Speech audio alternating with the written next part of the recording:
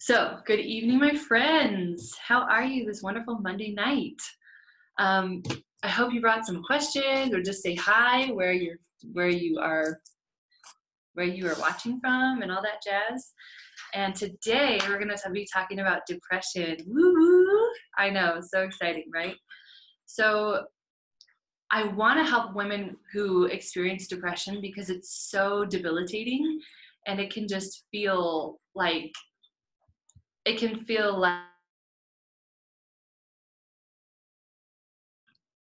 okay, I was messing around and I muted myself. That was an accident. Okay. Um, it can feel just like all the joy is sucked out of life and it's the worst thing in the world. And I don't want that for anybody. I think we all deserve to enjoy our lives and to experience all that the world has to offer us. I've been through depression a lot for a lot of years. Most of my growing up years were shrouded in depression. And I didn't understand depression the way that I do now. And if I would have, I feel like I would have had the tools to get out of it. And that's what I want to share. That's my main message. And everything else ties back to this. Everything else is a way to maintain your brain without going back into the spiraling of depression. So this is just, I want to directly talk straight to depression. And today I'm going to share some really interesting tools that can help you get out of it even when you're in the very thick of it. Just some tiny small steps to take that will help you start to have a desire to get better. Because when you're depressed, you're like, oh my gosh, I don't even want to get better.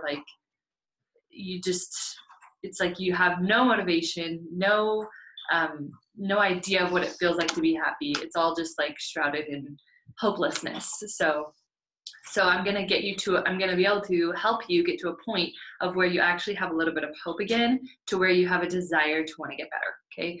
So a lot of times what can happen, even though depression is a lot less taboo nowadays, there's still a lot of personal shame in people who have depression. I've noticed that we feel like there's something wrong with us or something broken about us. So if you remember, guilt is when we feel like we've done something wrong, and shame is when we feel like there's something wrong with us. And a lot of people experience shame when they feel depressed because they think that they're broken and that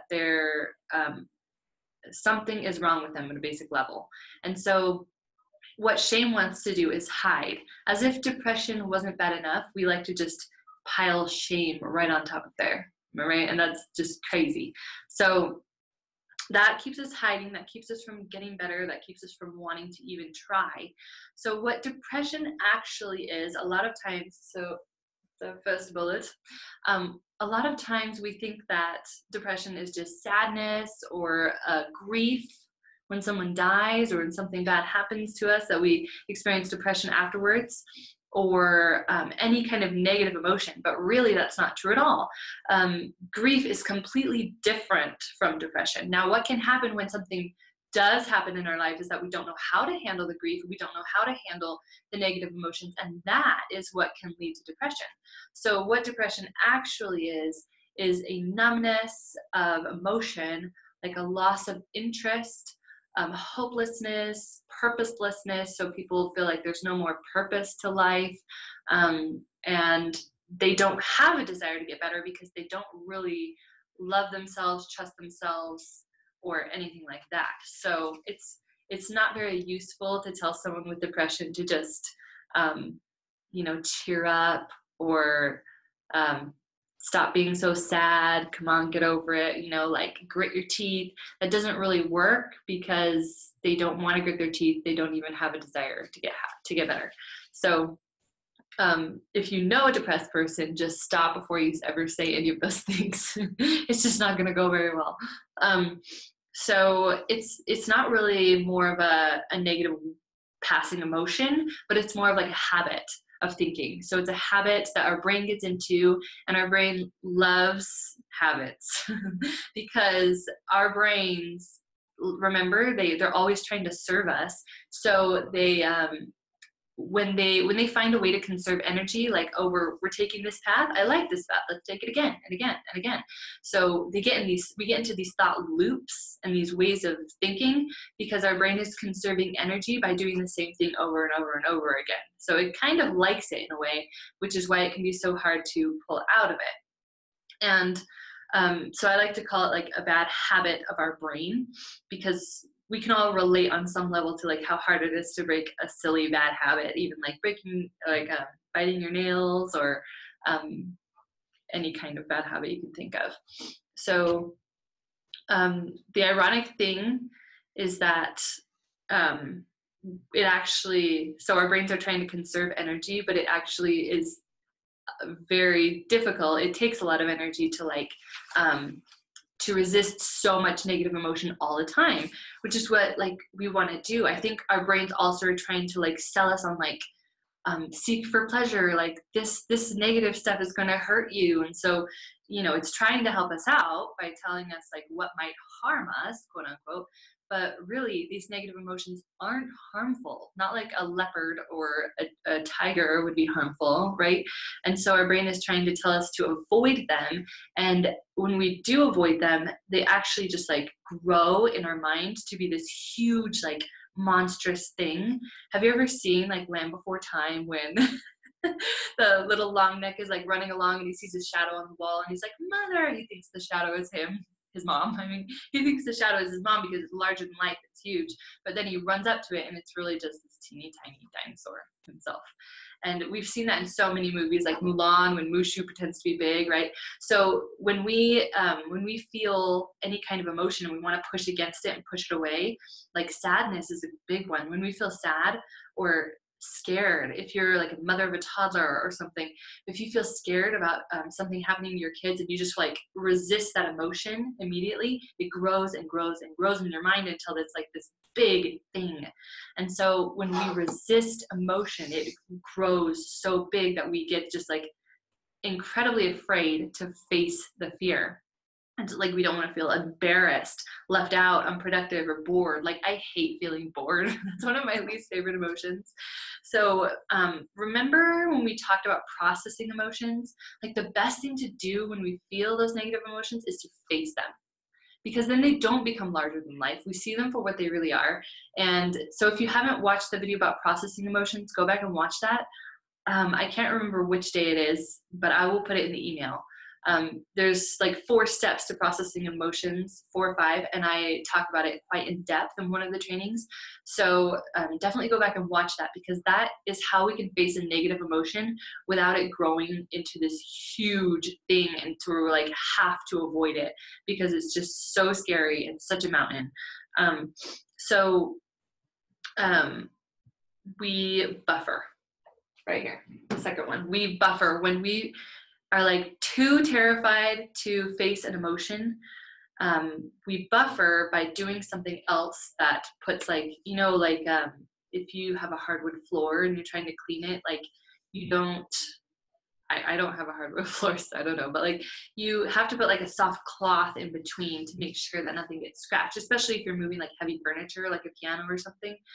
You put a buffer under there, like some soft material, to make sure that the hardwood doesn't get scratched. So a lot of times we're putting a buffer in between the emotion and ourselves because we're scared that we're going to get harmed.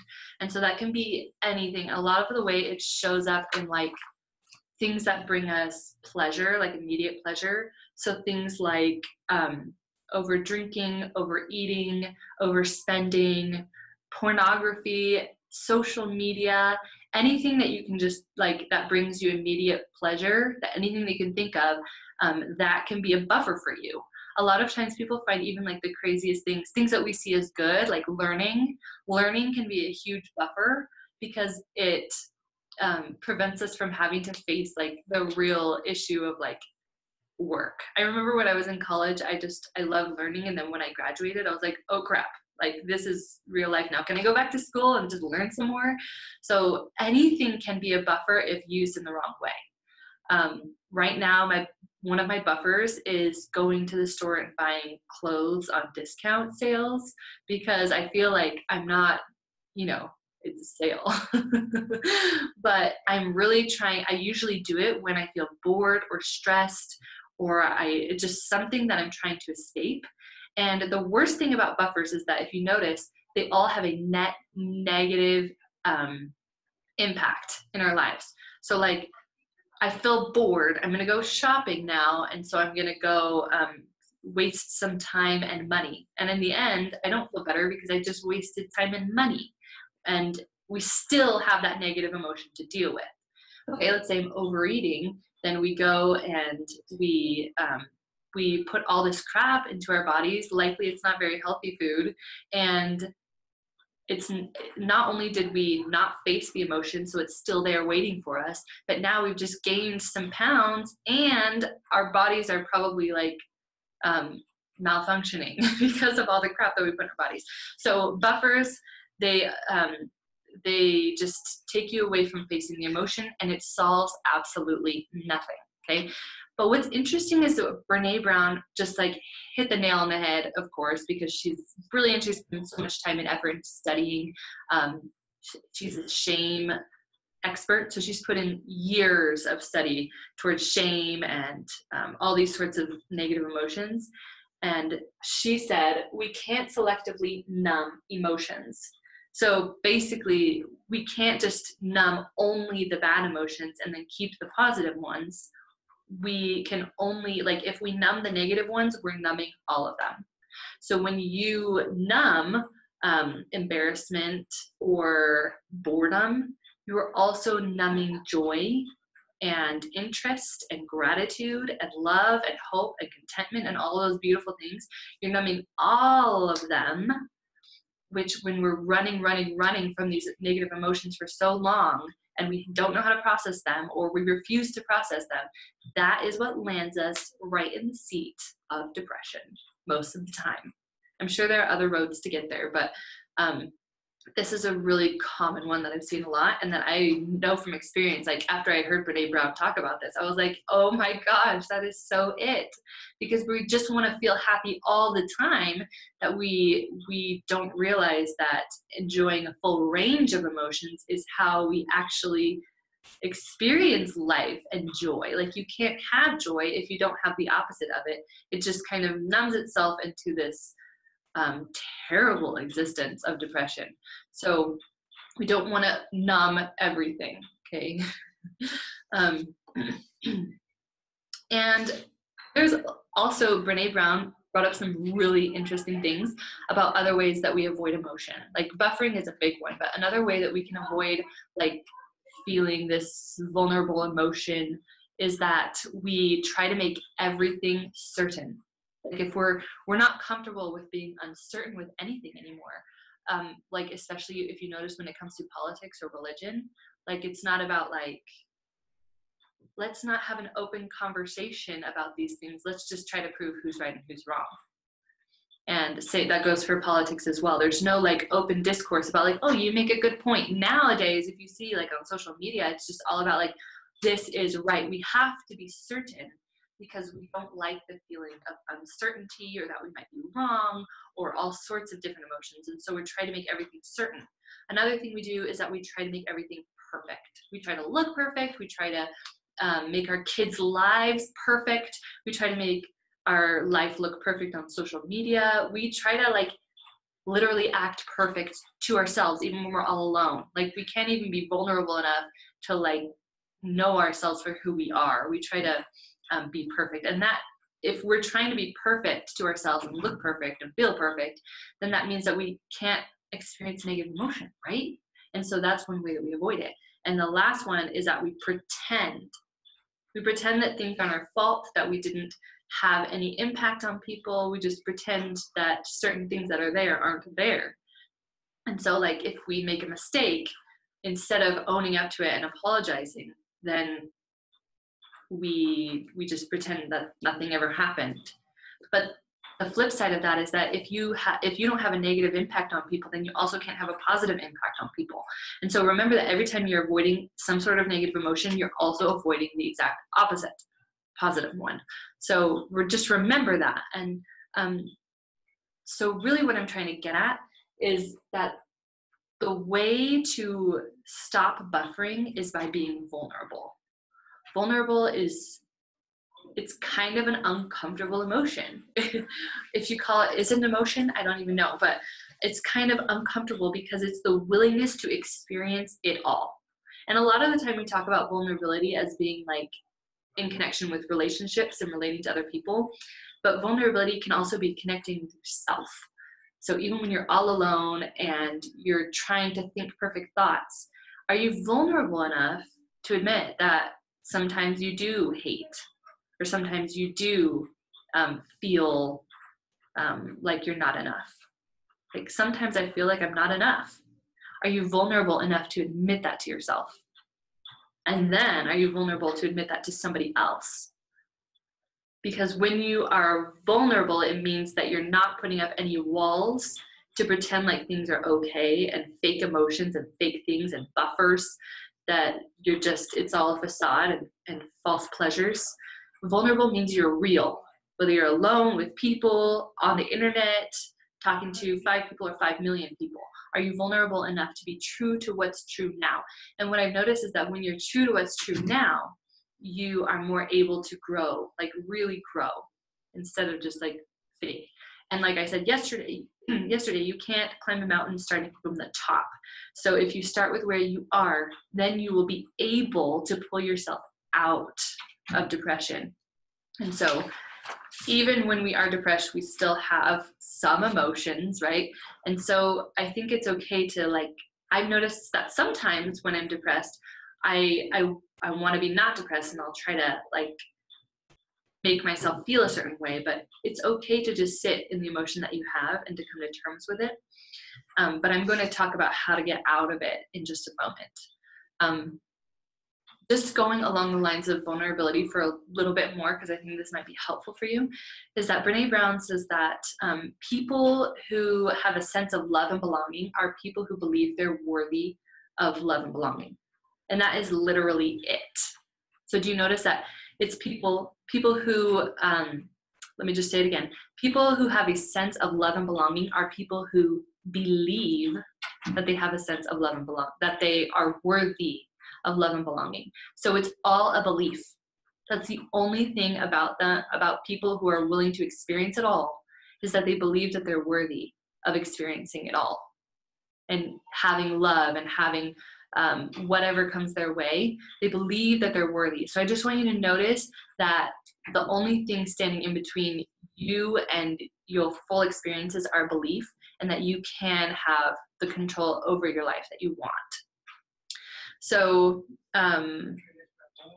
it's like being vulnerable is the willingness to experience emotions that might not last, to get into a relationship and give it your all, even though you know it might not last forever, to express our emotions even when we know they might not be well received, or to deal with positive emotions and come to the decision to face them.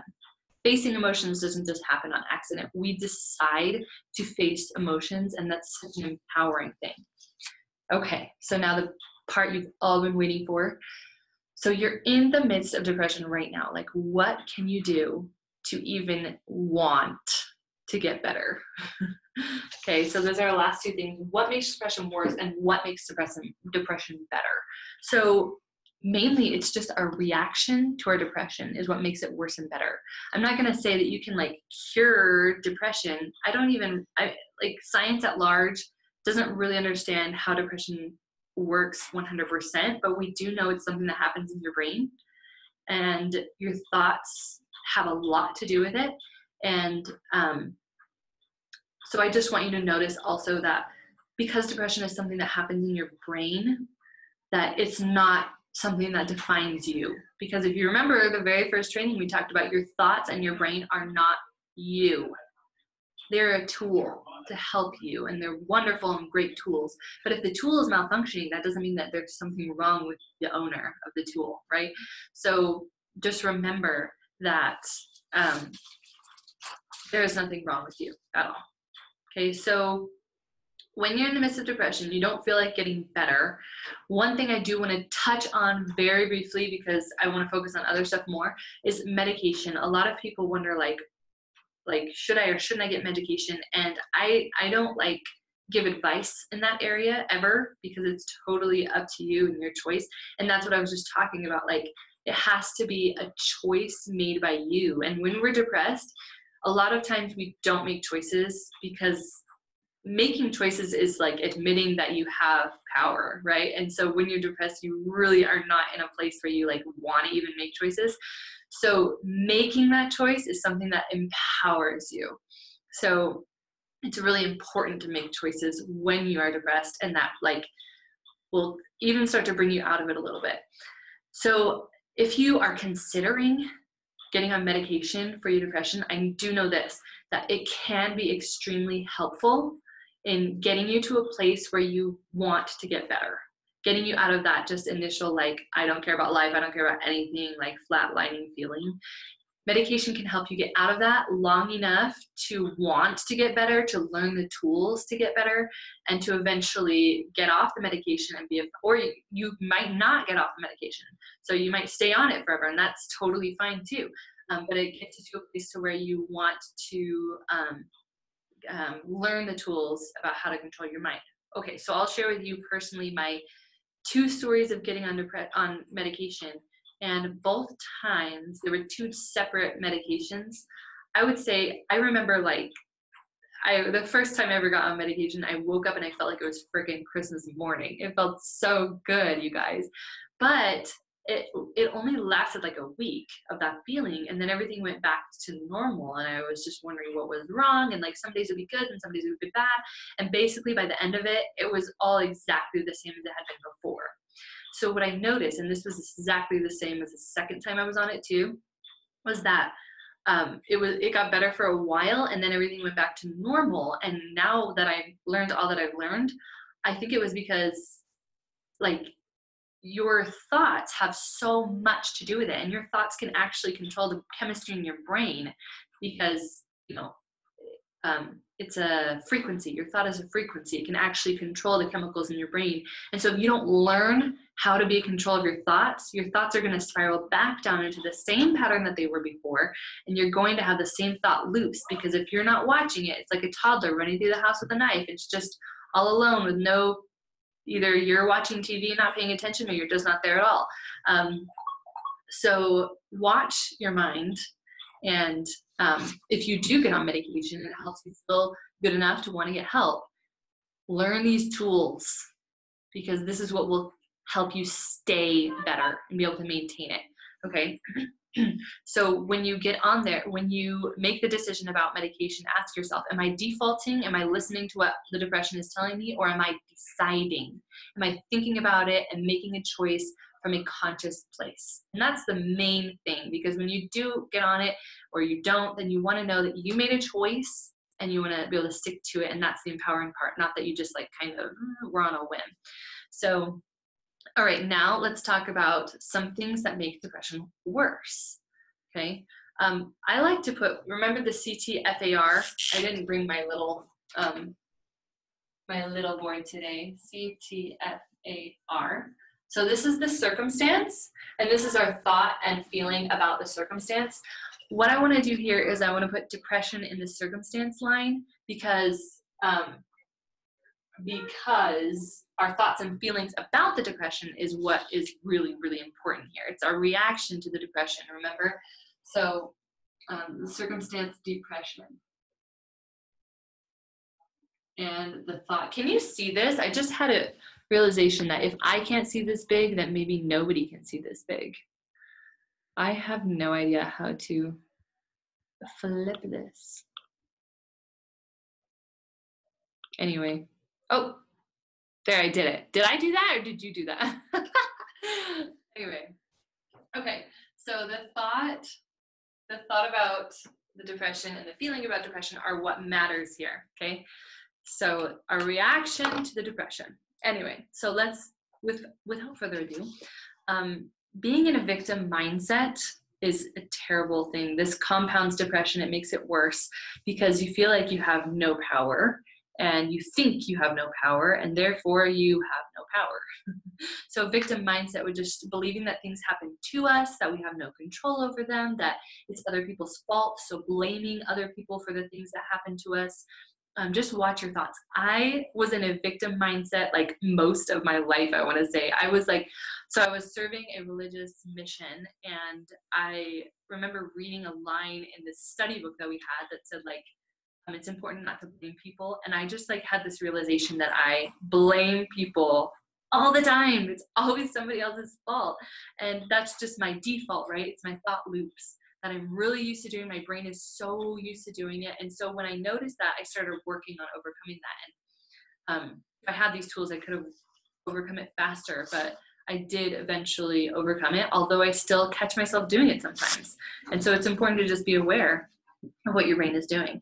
So anyway, constantly comparing. Oh yeah. So if you notice, like if you're in victim mindset, you're going to notice by the way you tell your stories.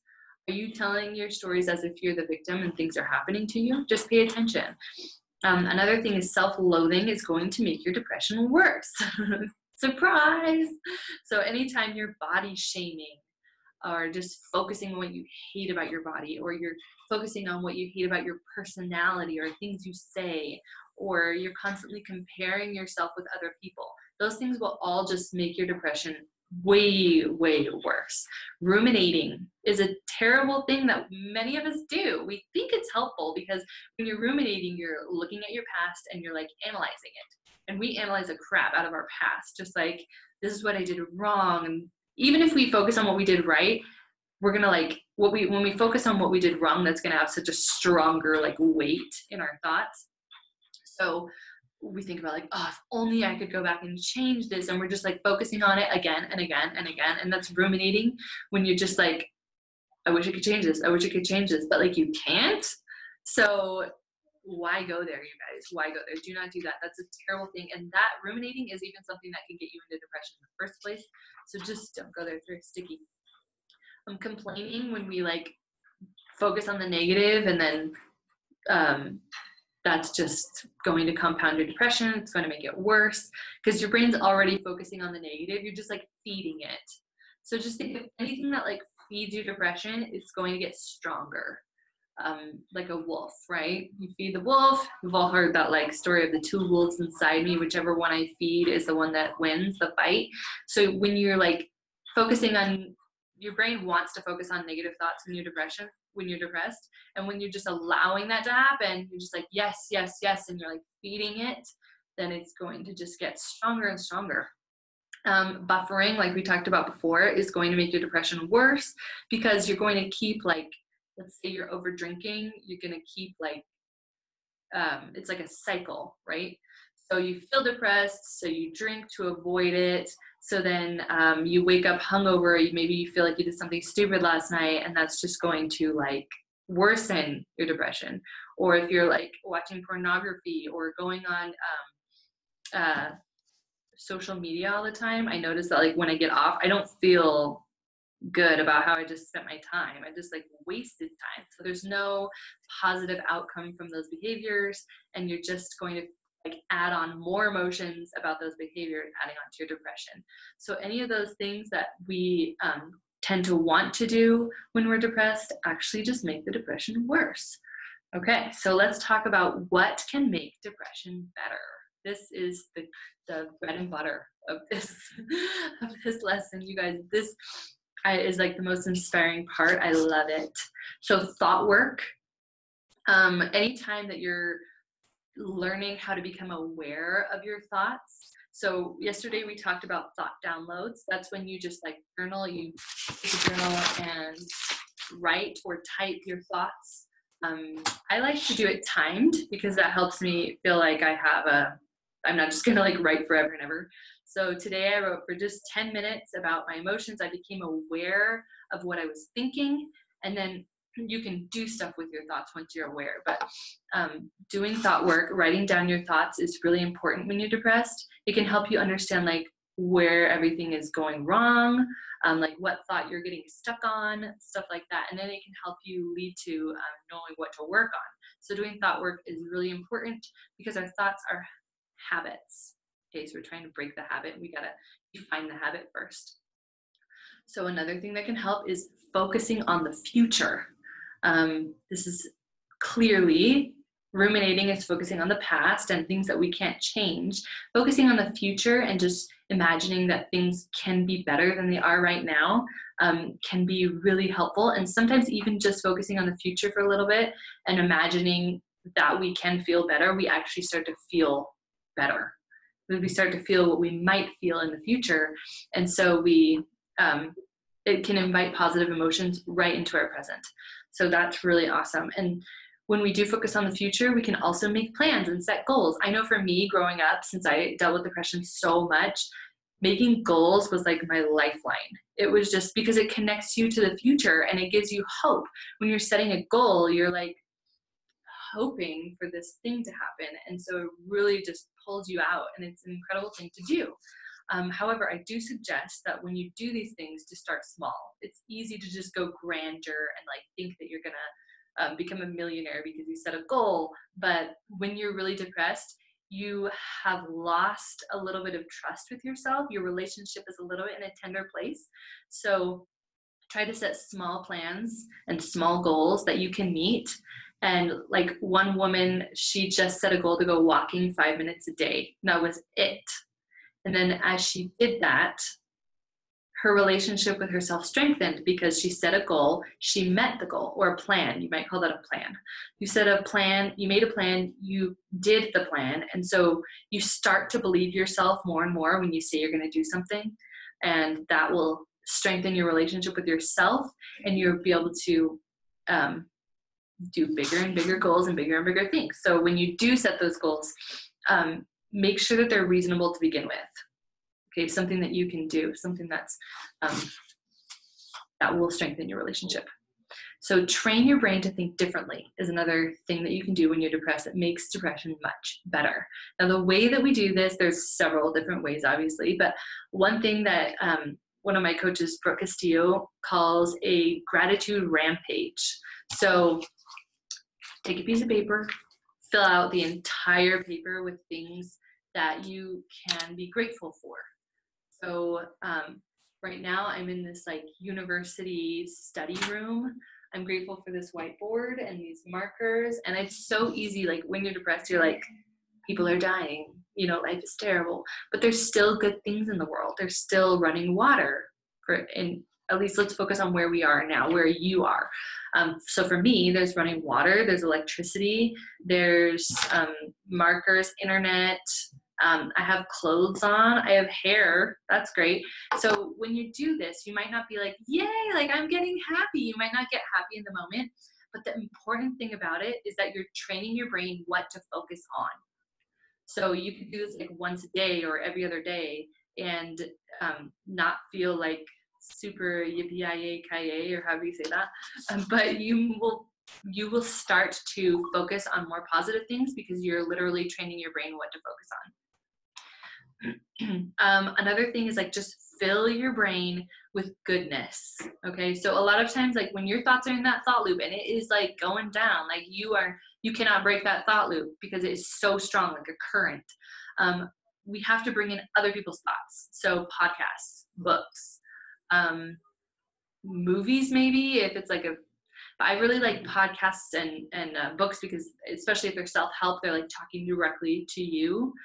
Movies can just be like a buffer sometimes. So careful with that, but fill your brain with like new thoughts. And podcasts, if they're self-help, they will be filling your head with like new optional thoughts, things that you can adopt and apply in your daily life. So new thoughts, definitely just fill your brain with them. Like that is one thing that really, really helped me too. Like just popping in a podcast daily, reading a self-help book, because it just like gives you something else to think about, and you can only think about one thing at a time. And it just, it fills your brain. It's an incredible, incredible thing. I so suggest that, because when you're in that thought loop and it's hard to get out, sometimes you just got to interrupt yourself and put in something new that's not coming from you, because right now you're just in a negative spot. So definitely do that as well. Take responsibility. This is really interesting because a lot of times we think like responsibility is hard and difficult and we don't want to take responsibility, right? But taking responsibility is actually really, really empowering.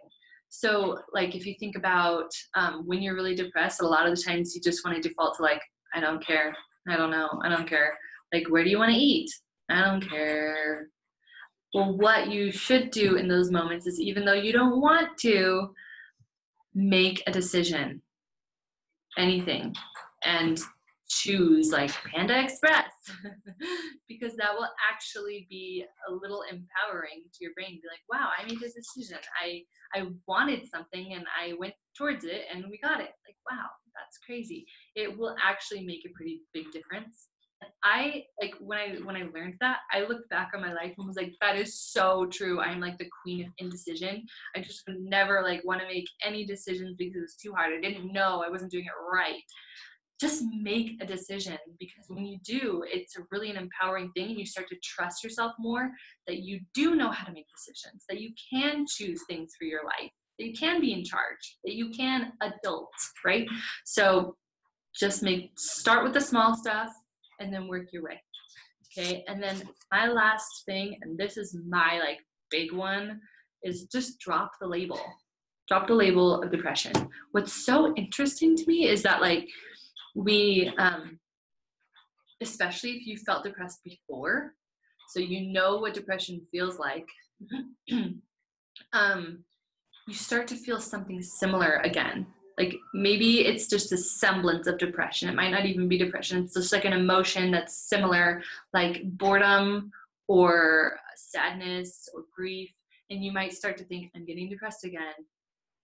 And then when you slap that label on there, what happens is you do tend to get depressed. But what I want you to do is to instead just like default right to depression. Like, oh, I'm getting depressed again. And every time you feel a negative emotion, be really curious about exactly what it is. There are thousands, if not millions of words in the English language. I don't know how many words are in the English language, but I'm pretty sure there are more than one to talk about negative emotions. So get really curious about what it is that you're feeling, and then name it that, instead of just slapping depression on there right away. Because I know that can happen.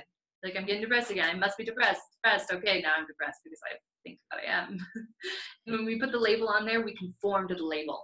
So that's why I want you to use it less, because when you slap the label depression on there, you conform to the label. So instead, just say like, I think I'm feeling bored right now. Just allow yourself to feel bored. I think I'm feeling a little sad. Like I'm feeling a little lonely.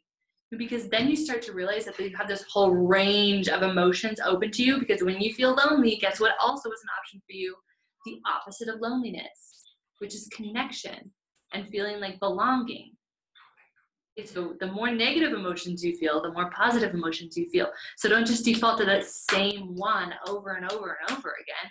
And definitely do not label yourself as a depressed person. I have depression. I am depressed. We just want to like label ourselves so easily, but you're a human being. You're so much more complex than just being depressed. Trust me. Depressed is something that your brain does. It's not something that you have or do. Okay. So I like to say, I am a human being who sometimes feels depression. I do. I sometimes feel it, especially in the morning when I'm like cranky. And maybe it's not even depression. Maybe it's just crankiness. But I do feel like I sometimes still feel it, but it's a lot less often than I thought. And it's a lot easier to just ride the wave out and know that I'm a human being who sometimes experiences depression, like a lot of other human beings. But I am not depressed, because I know how to work through it. And I feel a lot of emotions. Some of them are negative, some of them are positive. And it's such a beautiful and thrilling experience and a wonderful, wonderful life. So, do you have any questions?